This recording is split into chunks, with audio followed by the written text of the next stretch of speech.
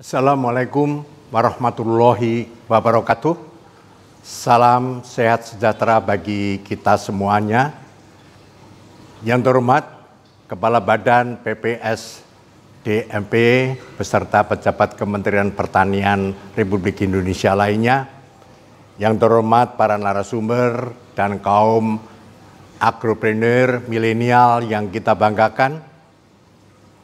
Dalam pidato Bung Karno pada 17 Agustus 1966, beliau pernah mensitir, "Beri aku 10 pemuda, akan kuguncang dunia."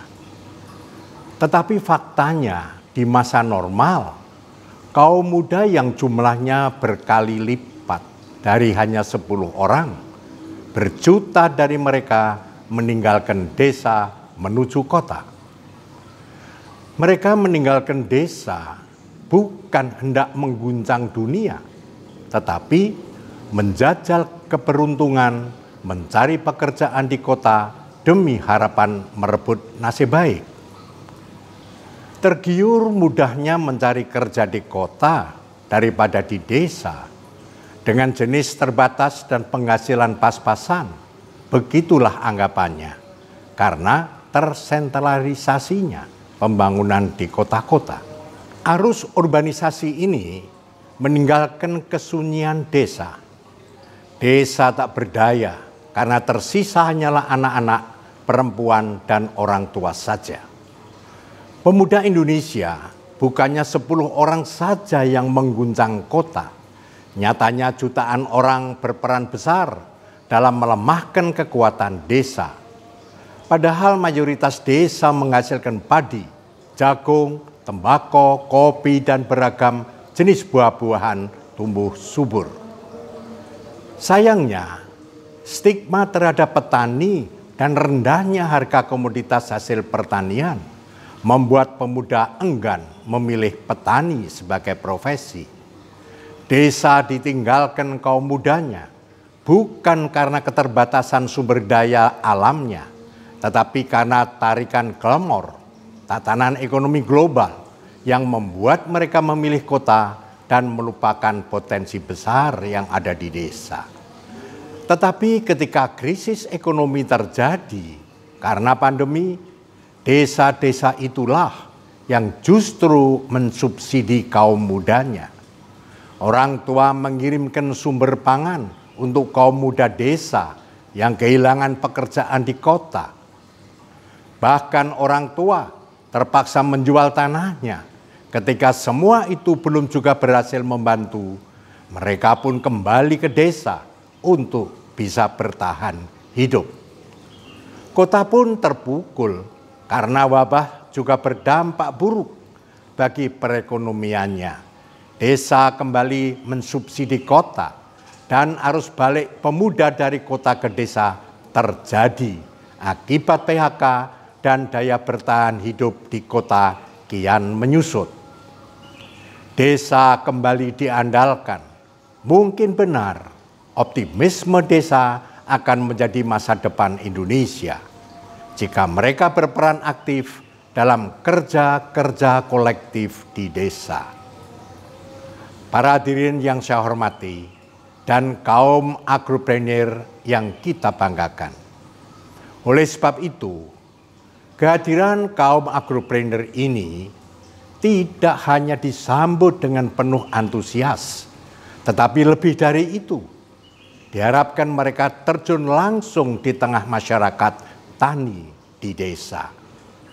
Menjalankan misi pemberdayaan masyarakat tani dengan bekal ilmu pengetahuan dan pengalaman ditempa secara intensif maraton selama pelatihan vokasi di bidang pertanian. Juga diharapkan agar menjadi actor of change among tani yang bersifat tradisional, statis, menjadi berbudaya kerja industri yang maju, mandiri, dan modern. Kredo misi Kementerian Pertanian. Sebagai agropreneur yang profesional dan berdaya saing, kiranya harapan itu memberikan bukti dan merangkaikan aksi-aksi nyata di pedesaan. Cuma saya sedikit termenung dalam mencoba memahami istilah-istilah kemiliteran seperti komando strategis, war room, atau Kopassus dan Kostrat yang saya yakin bermaksud untuk memotivasi semangat kedisiplinan ala militer. Padahal istilah agroculture sendiri berbasis pada culture atau budaya masyarakat. Maka pendekatannya pun hendaknya berakar dari wawasan kebudayaan. Tetapi kebudayaan yang progresif, maju, agar pertanian kita mampu bersaing di tengah masyarakat pertanian global. Jika sektor pertanian semakin maju, seakan membenarkan frasa desa mengepung kota, bukan untuk menaklukkan kota, melainkan berkontribusi memenuhi kebutuhan konsumsi kota. Dengan harapan agar meningkatnya konsumsi itu bisa lebih menggerakkan industri di perkotaan dan meningkatkan pertumbuhan ekonominya.